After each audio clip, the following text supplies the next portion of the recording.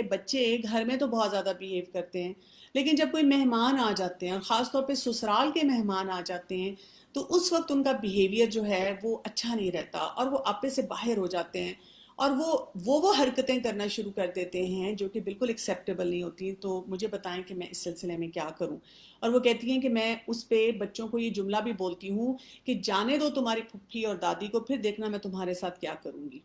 تو دیکھیں اس میں دو باتیں آپ سمجھ لیں. پہلی بات تو یہ ہے کہ بچوں کو جب ڈسپلن کرنا ہوتا ہے، ہم نے بچوں کو کوئی چیز سکھانی ہوتی ہے تو ہم نے اس میں فرق نہیں رکھنا ہوتا کہ یہاں پر تو میں تمہیں سکھاؤں گی اور یہاں پہ نہیں سکھاؤں گی.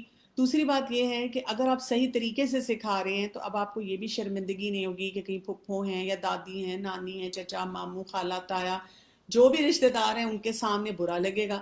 وہ تو دیکھیں نا، اگر آپ غلط طریقے سے ان کو ڈانٹ رہی ہیں، ان کو باتیں سنا رہی ہیں، ان کو آنکھیں دکھا رہی ہیں، ان کو ایک چپیڑ لگا رہی ہیں، تو obviously وہ پھر آپ لوگوں کے سامنے نہیں کر سکتے. لیکن اگر آپ کو صحیح طریقہ آتا ہے ڈسپلن کرنے کا تو وہ آپ کوئی بھی ہو، ABCD، آپ ان کے سامنے اسی طریقے سے کر سکتے ہیں. پھر یہ بھی یاد رکھیے گا کہ اپنے بچوں کو جب بھی آپ نے ان کی تربیت کرنی ہے تو صحیح بات سکھانے میں کبھی بھی شرمندہ نہ ہوں کسی کے سامنے. میں یہاں پہ آپ کو دو مثالیں دیتی ہوں. مثلا جب میرے اپنے بچے چھوٹے تھے تو کوئی مہمان آیا، میں نے ان کو بتایا ہوا ہے کہ صوفے کے اوپر آپ نہیں کود سکتے. آپ ان کو ایک طریقہ سکھا دیا. تو جب کوئی مہمان نہیں ہے، بچہ صوفے کے اوپر نہیں کودتا، اس کو پتا ہے کہ ماما نے منع کیا ہوا ہے. لیکن جیسے ہی مہمان آتا ہے تو بچے کے ذہن میں یہ خیال آتا ہے کہ اب کیونکہ مہمان آیا ہوا ہے تو اماں تو اپنے اخلاق کا بھرپور مظاہرہ کر رہی ہیں، اب اس وقت تو مجھے وہ نہیں روکیں گی. اور وہ بچہ چھلانگے لگانا شروع کر دیتا ہے اور آپ شرمندہ شرمندہ اس مہمان کے سامنے. نہیں، یہ کام نہیں کرنا. میں نے ہمیشہ یہ کیا ہے کہ اگر بچے نے مہمان کے سامنے وہ کام کیا ہے جو اس کو ویسے بھی کرنے سے منع کیا گیا ہے تو بہت آرام سے کہہ دیا کہ بیٹا آپ کو پتا ہے نا کہ یہاں پر ہم چھلانگ نہیں لگاتے، اور ان کو متبادل بھی دیا. اب یہ نہیں ہے کہ بچے کو آپ کہیں کہ آپ بس چیئر پہ ہی بیٹھے رہیں، آپ ہل ہی نہیں سکتے. یہ بھی نہیں ہم کام کر سکتے. ہمیں اس کو ضرور کوئی راستہ دینا ہوگا، کہ آلٹرنیٹیو دینا ہوگا کہ اچھا آپ جھولے پہ جا سکتے ہیں، اچھا میں نے آپ کے لیے ایک جگہ پہ یہ کشن رکھے ہیں، کوئی میٹرس رکھی ہے، اس کے اوپر آپ جمپ کر سکتے ہیں، آپ باہر جا کے لان میں جمپ کر سکتے ہیں.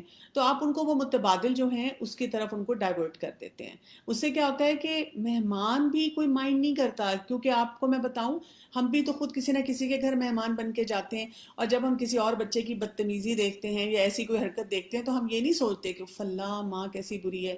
ہم اس وقت ایکچولی شکر کر رہے ہوتے ہیں کہ شکر ہے آج میرا بچہ یہاں نہیں ہے، اگر وہ ہوتا تو وہ بھی شاید ایسی ہی حرکتیں کر رہا ہوتا. اور ہم اس وجہ سے اپنے آپ کو سمجھ نہیں آ رہا ہوتا کہ کس طرح سے اس پورے پروسیس سے گزاریں.